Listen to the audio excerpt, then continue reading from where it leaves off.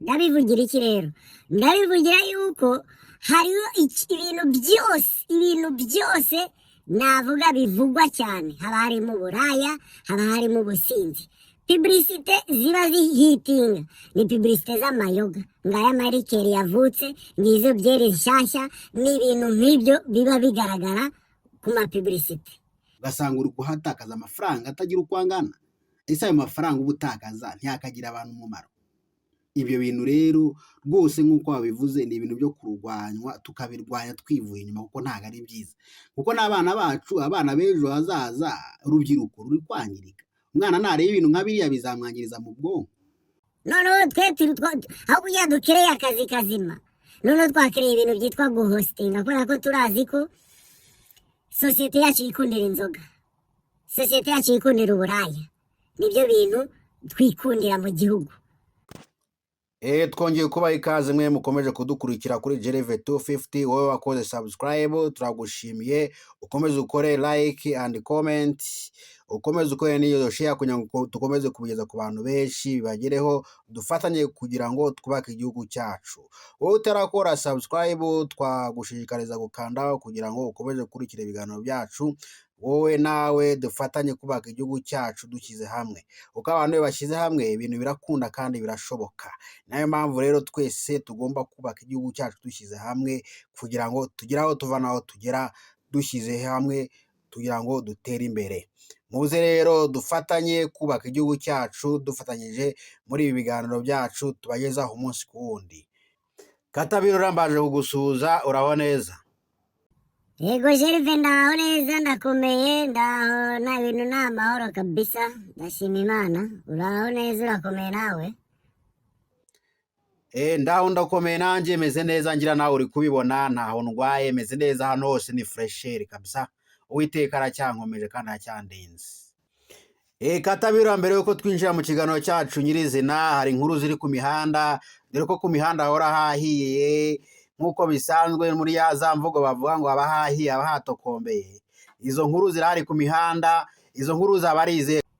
Yego Jerve, imihanda urabizi ko buri cyumweru kabisa mu Rwanda hari inkuru ziba zihitinga ku ma social media, ariko iyo ubu iranababaje kabisa, kuko ni inkuru ivuga ku mwana w'umukobwa ngo waba wishwe na mugenzi we. Nabonye ahantu hose ariko byanditse bivugwa, gusa birababaje kumva ko umuntu w'umwana ukiri mutoya ashobora kugirwa nabi na mugenzi we.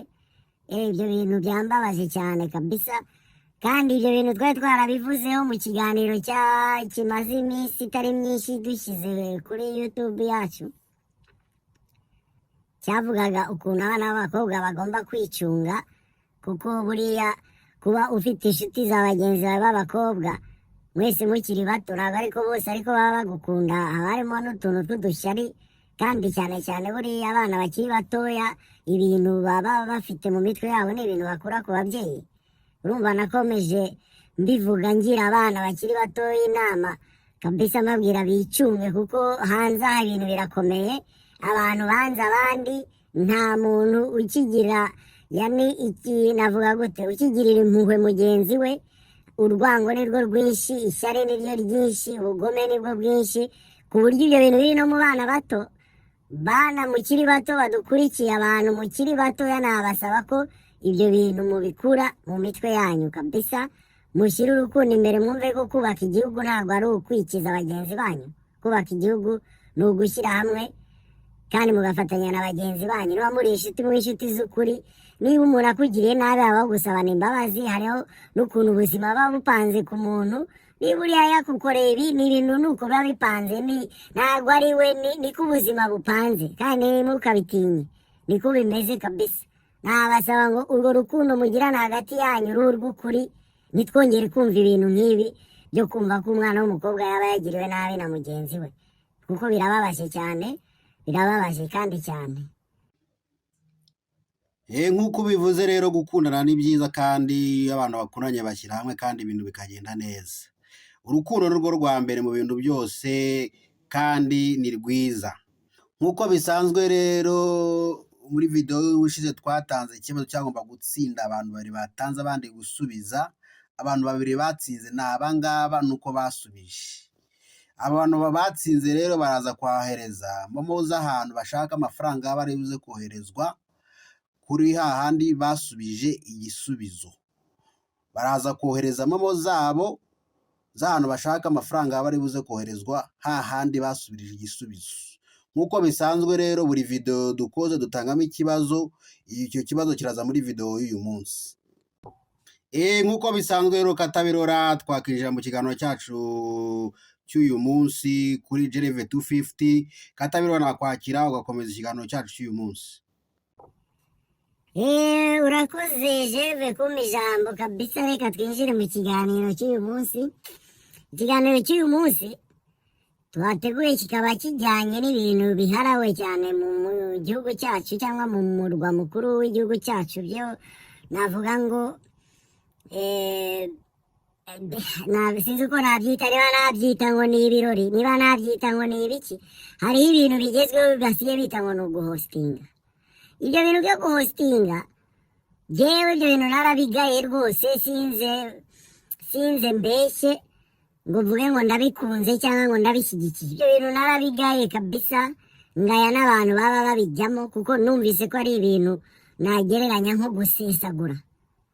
Sinibaza yuko abantu bajya muri ibyo bintu byo guhostinga ari abantu baba bagiye mu misa cyangwa gutanga ubuhamya bundi fulani, ahubwo n'abantu navuga ngo bagiye mu kirori, kandi icyo kirori cyo gusesagura. Ako kantu ngewe impamvu kandiye cyane ni uko twese turabizi yuko mu gihugu cyacu abantu benshi ni abantu bavuga ko baba bataka inzara cyangwa bashonje, ariko tukaba dufite abandi bantu twumva ku ruhande nabo noneho bo basesagura. Ntabwo ari gurupe nini y'abantu ishoboye kujya gusesagura, ahubwo ikibabaje ni uko niyo baba bake ariko barahari, kandi ni ibintu bimenyekana, ni ibintu navuga ngo bigezweho, ngo fulani ngo yagiye guhostinga ngo kwa kanaka. Ntago ndi kwica bizinesi z'abantu, ariko nta nubwo nanabishyigikira kabisa. Abo bantu bajya guhostinga cyangwa abakiriya bajya guhostinga, n'abo bakobwa cyangwa sinzi uko nabita, nibo bantu nshaka kuvugaho cyane, kubera yuko navuga ngo batera imitima mibi abandi bantu ku ruhande. Kuko ntabwo bwumve ko umuntu ashobora kujya ahantu gusa ngo ni umusitari fulani ngo turamuzi, ngo noneho byeyi ngo yaguraga 1000, ngo turi bugure 10,000, turi bugure 10,000, mbega twatomboye. Ayo mafaranga yavuye mu magambo make, kumva ko ikintu bagikubyishura 100 cyangwa 1000 ngo ni ukubera ko haje umuntu fulani. Ibyo bintu uri kubikora, ariko wibuke yuko hanze y'urwo rupangu hari abantu bashonje, hari n'abantu baburaye. Nicyo kintu wumva wakorera igihugu, waba umariye igihugu cyo gusesagura gusa, kumva ko winjira ahantu ngo ugiye gusesagura ngo uruwatari. Ibyo bintu ndibaza Gereve nawe umaze kubyumva cyane, kandi ni ibintu biri gufata intera yindi cyane, kuko hari n'induru zimaze iminsi kuri YouTube z'abantu bahostinga banabishwaniyemo, baza kubipfa ukuntu utamenya. Urumva ibyo bintu navuga ngo ni ibintu byo kurwanwa kabisa. Jewe ntago mbishyigikiye. Mu mijyi habaho ibintu by'ibirori byinshi bitandukanye, ntago ndi bubihakane, ariko ibirori biba ahantu abantu bishimye, ntago ibirori biba ahantu abantu harimo abantu bababaye n'abandi bantu bagomba kubabaza babandi bababaye birenze uko bari bibabariye. Gereve numva nawe icyo kintu hari icyo wakimbwiraho nk'umuntu wumva ibijya mu mujyi, wumva ibijya mbere mu mujyi. Katabirora nk'uko wabivuze, akantu ko gusesagura ntabwo ari akantu keza. Buri wese abirebye arabona ari ibintu byo gusesagura. Nkawe muntu ujya muri guhostinga ngo ugiye mu kirori, ugiye kugura inzoga ihenze, amayoga ahenze, uri kugurira abo bantu, uri gupiganwa n'abandi ngo mukugurira abakobwa ngo bagukunde cyangwa ngo bagushime cyangwa ngo babone kuri umuntu ukaze. Ese wowe ni ikihe kintu wakoze mu Rwanda cy'abantu bakureberaho? Nabahe bantu urihira amashuri, bantu bavuga ati uyu muntu aturira amashuri twamuvuga? Ese ni ikihe kigo cy'imfubyi ufite ufasha kugira ngo tugaragaze ko ukize, ufite amafaranga nayo guhereza abandi bantu gupfusha ubusa?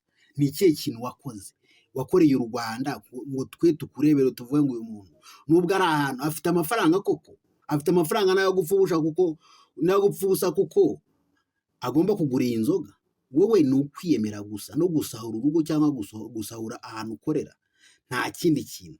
Rero buriya twese muri rusange nk'abanyarwanda nta muntu washyigikira kiriya kintu, ni ikintu gisenya sosiyete nyarwanda, gisenya ingo, gisenya ibintu. Ugasanga umuntu w'umugabo ari kujya ahantu nk'hariya mu bantu b'abakobwa, abantu b'inda bajyana ngo mugositinga ntihari. Biriya bintu ntabwo ari ibintu byiza rero by'abanyarwanda twajyamo cyangwa dushyigikire, twumve ko ari ibintu byiza ngo n'abana ngo n'abandi bantu babibone ngo babyishimire. Ni ibintu buri wese yabona akavuga ngo u Rwanda rwacu nta hantu rwagana rukomeje gutya, rukomeje kugenda muri ibi bintu nk'ibi ngibi. Rwose tubirwanye, nta mpamvu yo kubishyigikira. Yego Gerve kweli ndakumva kabisa. Kabisa urumva ibyo bintu ntago numva yuko muri sosiyete yacu hari ikintu twagashyize imbere nk'icyo ngicyo. Urumva hariho ukuntu igihugu cyacu cyabaye igihugu cy'ibirori, wagira ngo niho hantu habera ibirori gusa. Ndabivugira iki rero? Ndabivugira yuko hariho ibintu byose navuga bivugwa cyane. Haba harimo uburaya, haba harimo ubusinzi. Publicité ziba zihitinga ni publicité z'amayoga, ngaya marikeri yavutse, ngizo byeri nshyashya, n'ibintu nk'ibyo biba bigaragara ku mapublicité. Impamvu mbirwanya rero ni ngiyi. Ibyo bintu ni ibintu navuga ngo biba bifitiye akamaro abantu bake cyane. Abantu bake cyane, kubera yuko abo bantu barya ibirori ni abantu bake cyane. Ibyo ni ibintu navuga ngo umuntu wese yaba yatekereza kumva ko ariko bimeze. Kubera iyo mpamvu, kubera yuko mu gihugu icyo ari cyo cyose abantu bafite amafaranga baba ari bake. Ariko kuba ari bake ntabwo ari ukuvuga ngo bayagumane bo bonyine cyangwa bayarye bo bonyine, kuko niba uri kumwira ngo uri guhostinga ikintu, uri kumarira igihugu muri iyo host yawe ni igiki? Cyangwa ngo wagiye mu bahostinga, ni igiki uri kumarira igihugu? Kuba wowe uri umuntu wicaye hariya wigize uhatari uza kuza kwiyemera mu bantu ngo ufite amafaranga uri kugura ibyo ugura, wowe ni igiki uri kumarira abantu? Ni igiki uri kumara mw'ayo mamiliyoni uri gusesagura? Kuko niko bimeze, uri gusesagura. Urayafite n'ayawe sava, ntawe uri bubihakane n'amafaranga yawe. Ariko nk'umuntu uri mu gihugu uri kumarira iki abanyarwanda bene wanyu? Ba bantu basigaye hanze batinjiye muri iyo host, wowe urimo uri kubamarira iki muri ayo mafaranga uri gusesagura? Ni igiki uri kubamarira? Uretse wowe kwiyemera muri ba bantu muri kumwe, kubera ko cyane cyane kenshi usanga harimo abantu baba bamenyekanye nko kuri izo social media, nibo bantu benshi baba bari aho ngaho muri izo host zabaye. Ni ukuvuga ngo abo ni abantu bari hariya gusa kwiyemera gusa.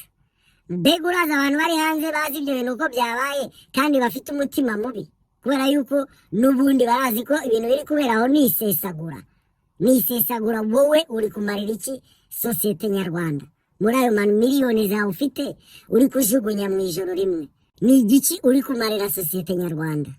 Uretse gusa kwicara wo kishimisha ku giti cyawe. Kuko iyo ari imyidagaduro, iyo host yakabaye yatumwemo abantu 100,000, nkuko tujya kureba imipira, nkuko tujya kureba amabasikete cyangwa n'ibindi bintu by'imyidagaduro, ibintu byo kwishimisha. Ntago navuga ngo guhostinga hariho iyo host yabaye irimo kuba ifite abantu 10,000 baje muri iyo host yabaye. Reka da, nta myidagaduro irimo, ahubwo harimo ikintu cyitwa uburaya cyane cyane. Harimo ikindi kintu cyitwa kwiyemera, noneho biri ku rwego rwo hejuru. Uko kwiyemera kuri ku rwego rwo hejuru, kuko nta n'indi mpamvu yatumye host fulani ibaho. Impamvu yabayeho, hariho umuntu fulani we yapanze business, yaravuga ati ahantu ngomba gutumiramo umusitari fulani uzwi, abwira abantu be ko ari hano. Ba bantu be bamukurikira, baraza biyemeranaho, baniyemera kuri wa musitari baje kureba. Si uko zimeze? Si uko biba bimeze? Abantu bajya ni mubibona ko ari iko bikurikirana. Yani ahanini ikintu nyamukuru ni ukwiyemera, ni ukujya kwiyemera. Uriyemera se wangu muri iki gihugu cyacu ko tubizi twese ko abantu benshi ari abataka inzara, abantu benshi ari abataka ubushomeri, abantu benshi n'abantu bashonje, yani bafite imijinya y'inzara zabo bifitiye. Ariko hanini iyo mijinya bafite ntabwo ari ukubera ko nta ngufu bafite cyangwa ari abanebwe cyangwa ari imburamukoro ibintu nk'ibyo, ahubwo ni abantu babuze akazi. noneho twe aho kugira dukereye akazi kazima noneho twakereye ibintu byitwa guhostinga kubera ko turazi ko sosiyete yacu yikundira inzoga, sosiyete yacu yikundira uburaya, nibyo bintu twikundira mu gihugu.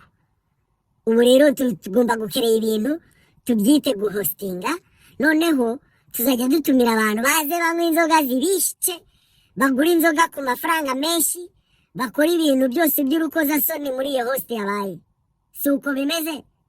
None wowe urumva uri kumarira iki ba bantu muturanye bafite ibibazo mu ngo zabo, babuze akazi, bicaye hari inzara yishe, uri kubamarira iki? Uretse kujya gupfusha amafaranga ubusa, uri kubamarira iki? Ikindi kintu nabivugaho ni ukubera yuko abo bantu ayo mafaranga bapfusha ubusa.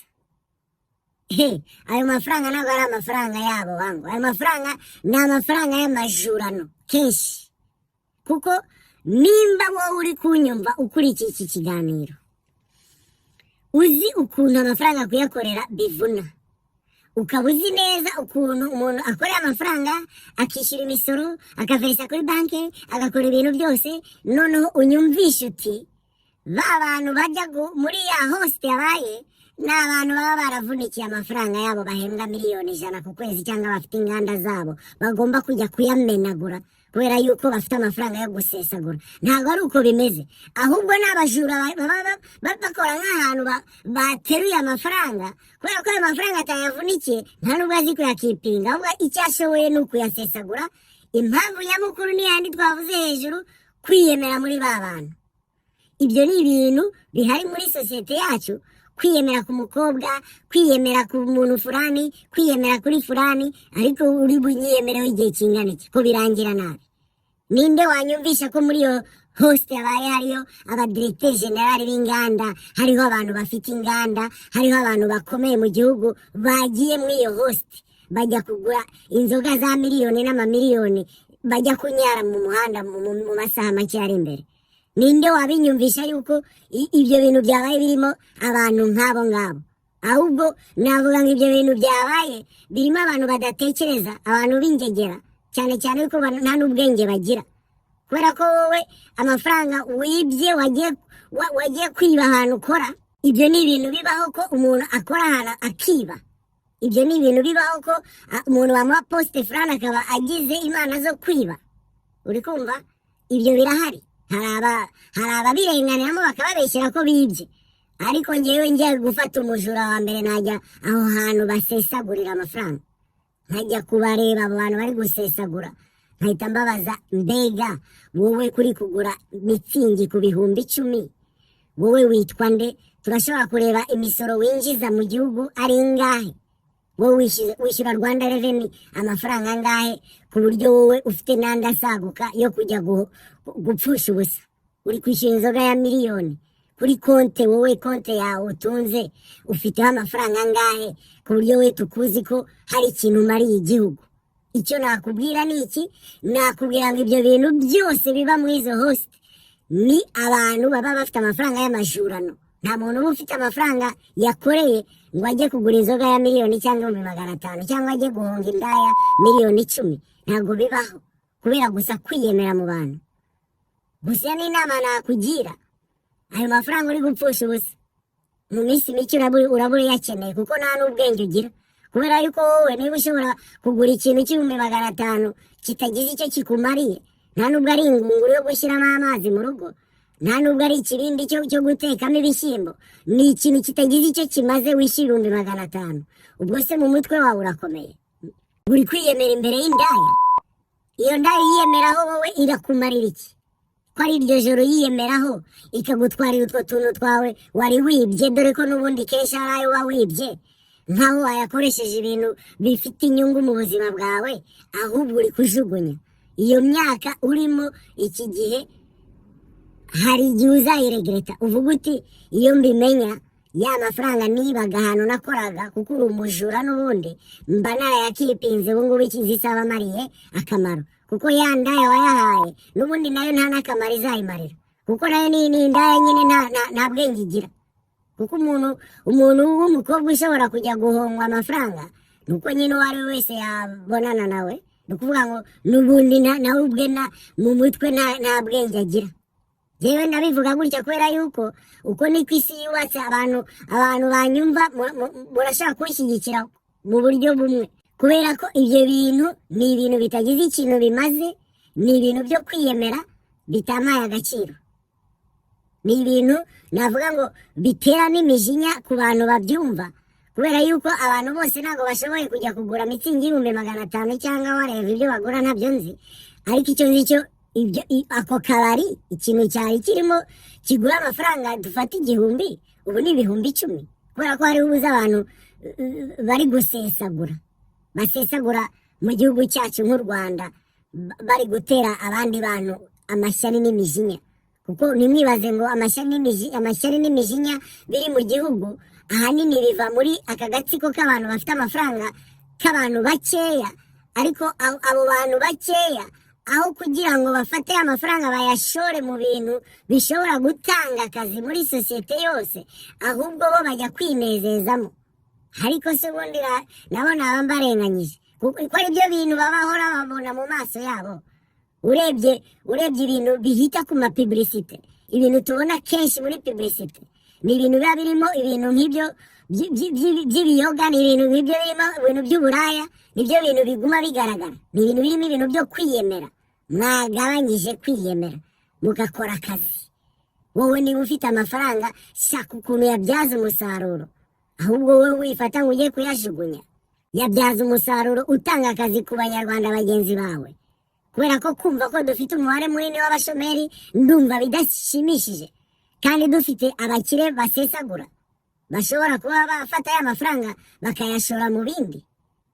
Nimwihugure mumenye ukuntu mwatera imbere mu mafaranga mufite, mureke kujya kuyasesagura, mureke kumva ko abagore aribo bari imbere cyangwa izo ndaya arizo ziri imbere, kuko kenshi ni n'imyaka muri gukurayo.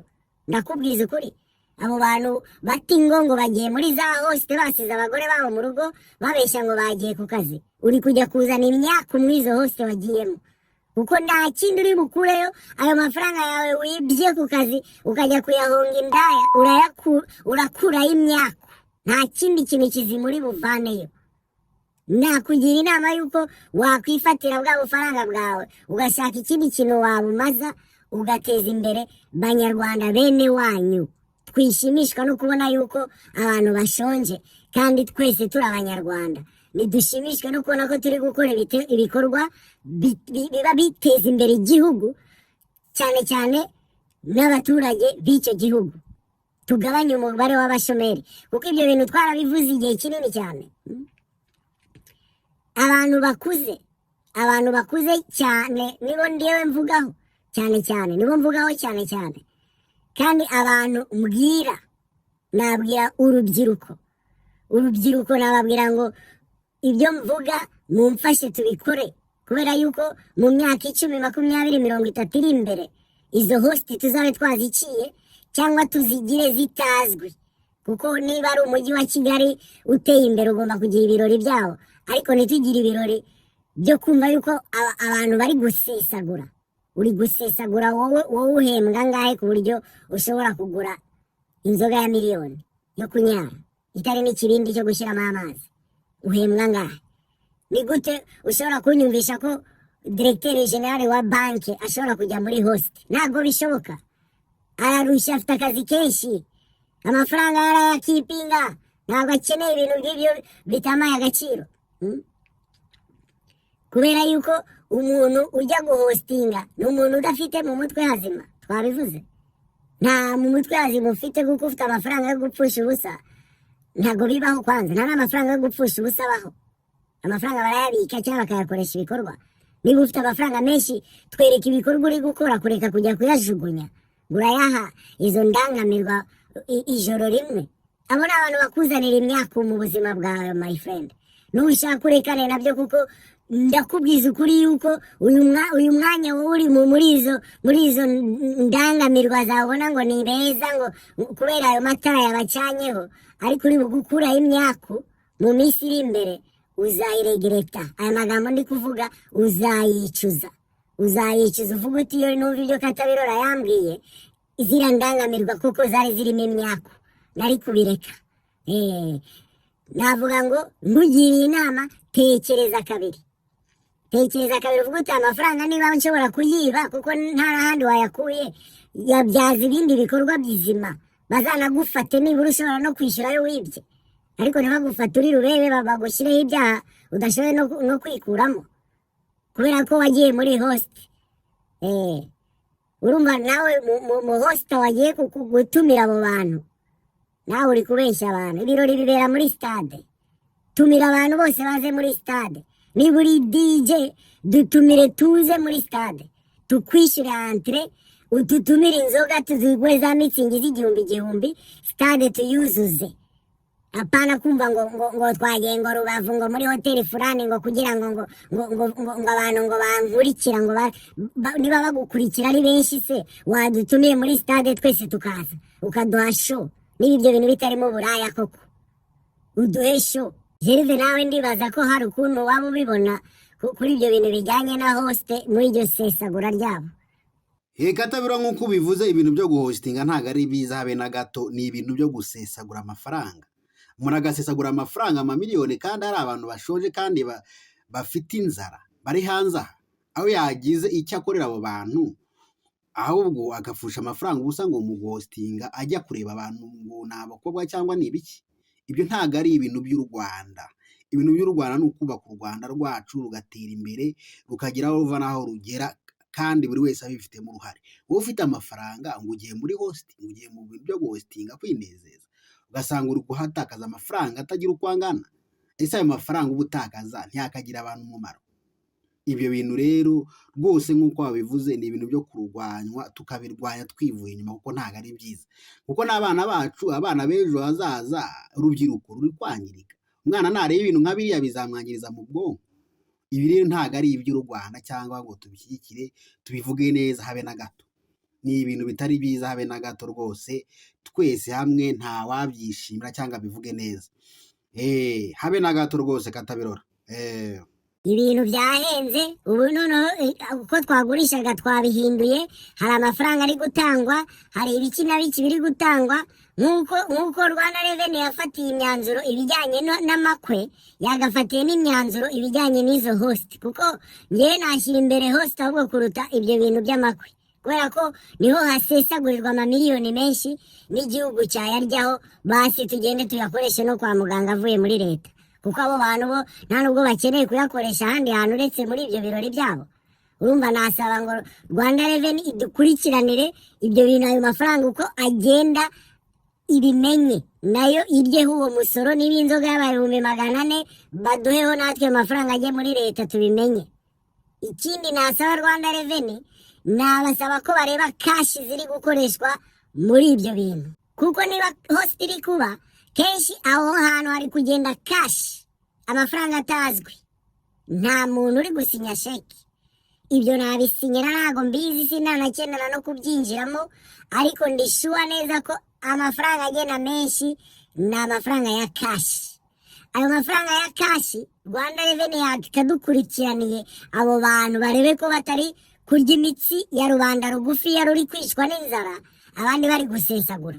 Amenyekana amafaranga ahantu yavuye, tumenye ko uyu muntu amafaranga araye koko yavunikiye, yiyemeje kuvunika, yarangiza akajya kuyashyira indaya. Ibyo tubimenye, niba ari uko yabihisemo n'uburenganzira bwe, ariko ntazafate amafaranga y'abaturage. Niba akora ahantu fulani cyangwa akora nta wizi, aze gusesagura, kumbe twebwe twabuze amafaranga y'imiti, ibintu byose byapfuye. Kubera iki? Ubishinzwe ajya muri host kujya kwiyemera mu bantu. Tubimenye. Jewe Akatabirora akaba ari uko mbibona, kandi nkaba nibaza ko abanshyigikiye kuri icyo kintu baba ari benshi. Nkaba navuga ngo rubyiruko, mwebwe muri kubyiruka ubu, ibyo bintu by'amahost n'ibiki nta hantu bigeze igihugu, kuko no mu bihugu biteye imbere ntabwo host zivugwa cyane ngo aba ari ibintu tumenya cyane.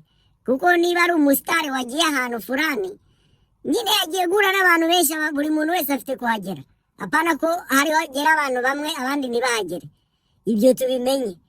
Uri kumva? Navuga ngo abantu mukiri bato ibyo bintu mubyima amatwi, mubyima amaso, mwebwe mukore ikintu cyo kumva yuko igihugu gitera imbere ari uko abantu bashyize hamwe, ari uko abo bantu bafite amafaranga bemeje ko bagomba gushinga ibikorwa bitanga akazi mu bantu batagafite cyane cyane, kuko niko igihugu gitera imbere, abantu bose bashoboye kuba babayeho uko babishaka, bashobora kuba bagura ibyo bakeneye kubera ko bafite akazi.